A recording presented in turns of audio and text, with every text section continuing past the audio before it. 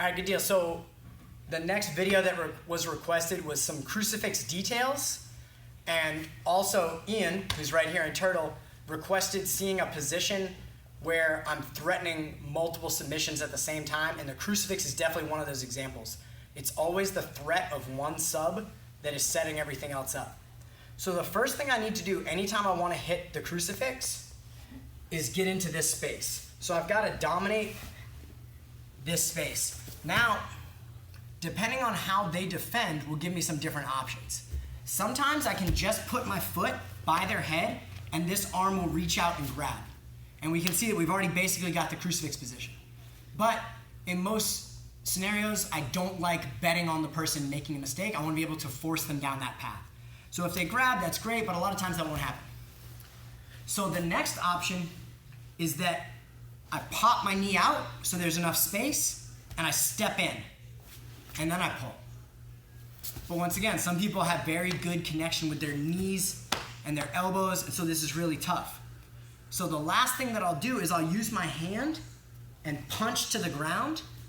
Now my foot is gonna fit along the space of my wrist, so it's gonna point and slide in till the heel touches the ground. So I punch and open, my foot goes straight. Now my foot slides, heel touches. Now my heel is the primary driver, so my heel scrapes the ground, pulls the arm away, and wraps. So now we've got the crucifix position. There's a lot of different ways that I'll control here. I love to use the power half when I don't feel in solid position. So somebody who wants to stand up or move in a hurry, I'm gonna go to the power half. If they wanna bull into me, I'm gonna cross face them and grab the far arm. So all those positions are ways that I'm making sure I don't lose this crucifix and then I can stay on offense. Once I get locked in, I don't mind being locked in here on this inside wrist control, because even if he rolls me to my back, well, I'm still in the crucifix, and sometimes it's even easier to finish from there, as long as you're not worried about losing the position. So the first thing I'm always gonna try to do is hit the rear naked choke. It's very simple. I like to take my thumb bone, insert it underneath their mandible, so right under the hook of their jaw, and then lift, and then drive. And then I keep lifting and driving as needed till my hand pops free. Now I catch. The points of my fingers all engage on the trap muscle. So I'm here, the points engage, not my palm, but the points of my fingers, just like I'm climbing a rock face. And now my elbow is gonna pull into my own chest. And I get the tap.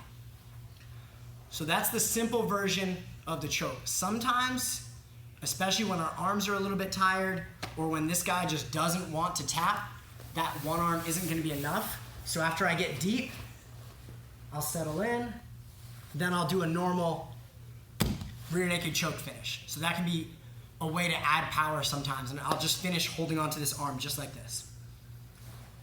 Another thing that I like to do a lot, when we've got the arm trapped like this, you can see how much control of the shoulder joint I have. So if I were to fall off Ian, here, I've still got this same control. So you can see my knees are pinching, and I can very easily go up over the back. So I'm like way on my side right now, right? So same thing, I'm here fighting. He starts trying to either sit up, but for whatever reason, his head lifts. Instead of coming in on this side, my hand wraps over, connects, fall, wrap. So I catch him with the guillotine.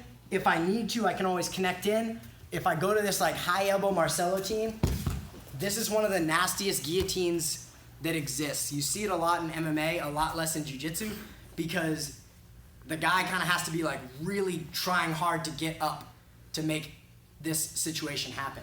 But my leg comes up over the back, and I've got this beautiful angle to crush down on his head. So we've locked in on the crucifix again.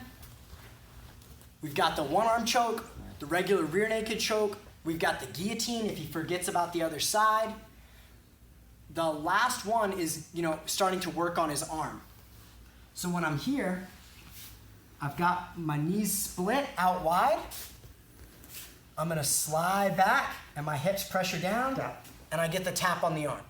So I'm putting pressure with my hips down into the arm. My calf is lifting the end. I can do this with either leg orientation, so my legs can be this way, and I can get the finish. My legs can be this way and get the finish. I tend to find that this top leg is more reliable for finishing. That said, what I like to do a lot is if I can get underneath the neck, like I'm gonna hit the choke, then I extend the arm, then I finish both at the same time. And there's that mutual fear element of if I pass out due to the choke, my arm's gonna break, or if I'm paying too much attention to the arm, am I not gonna notice what's going on with my neck? So I find a lot of times the key to submitting somebody isn't the mechanic itself, it's that they've lost faith in escaping. And so when we can combine attacks, you get people a lot more worried, and therefore they're much likelier to quit earlier. And that's what we're going for. You know, tapping is just them basically conceding the fact that they're never gonna escape.